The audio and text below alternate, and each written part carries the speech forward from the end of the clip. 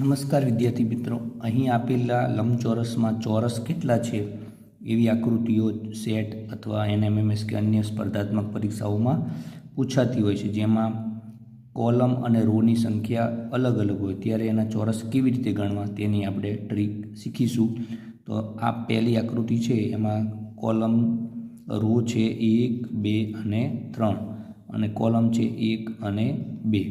તો અહીં આપણે છેલ્લી કોલમ અને રોથી ગણતરી કરીએ તો 3 × 2 કરીએ, 2 × 1 કરીશું તો 3 × 2 બરાબર 6 અને 2 × 1 બરાબર 2, એટલે કુલ 6 + 2 8 ચોરસ આ આપેલી આકૃતિમાં હશે.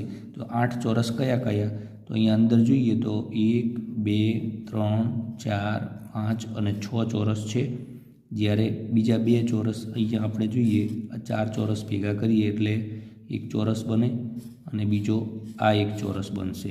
એમ કરીને બીજા 2 ચોરસ એટલે કુલ 8 ચોરસ બનશે.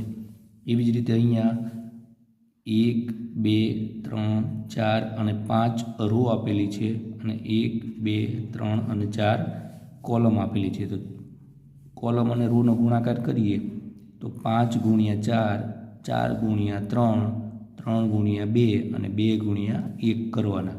તો 5 × 4 20 થશે, 4 × 3 12 થશે, 3 × 2 6 થશે અને 2 × 1 છેલ્લે 1 સુધી ગણવાનું એટલે 2 × 2. હવે આ બધા જ ગુણાકારનો સરવાળો કરીએ તો 20 + 12 એટલે 32, 32 ને 6 38, 38 ને 2 40, એટલે આપેલ આકૃતિમાં કુલ 40 ચોરસ હશે. વિદ્યાર્થી મિત્રો, આ 40 ચોરસ કેવી રીતે થયા તે આપણે જોઈએ તો સૌપ્રથમ 5 અને 4 એટલે કે કુલ અંદર આપણને 20 ચોરસ દેખાય છે. પછી 12 ચોરસ કયા? તો અહીંયા આપણે જોઈએ આ 1 ચોરસ બને છે, અહીંયા 2 ચોરસ બને છે, અહીંયા 3 અને અહીંયા 4. એવી જ રીતે આ લાઇનમાં આપણને બીજા 4 ચોરસ જોવા મળશે અને આ લાઇનમાં, એટલે એવી રીતે કુલ 3 લાઇનમાં આપણને 4 ચોરસ જોવા મળે છે. તો એમ કરીને કુલ 12 ચોરસ થશે. પછી 3 × 2 એટલે 6 ચોરસ બીજા જોઈએ. તો અહીંયા જોઈશું તો એક ચોરસ અહીંયા બનશે, એક ચોરસ અહીંયા બનશે અને એક ચોરસ અહીંયા બનશે, એમ 3.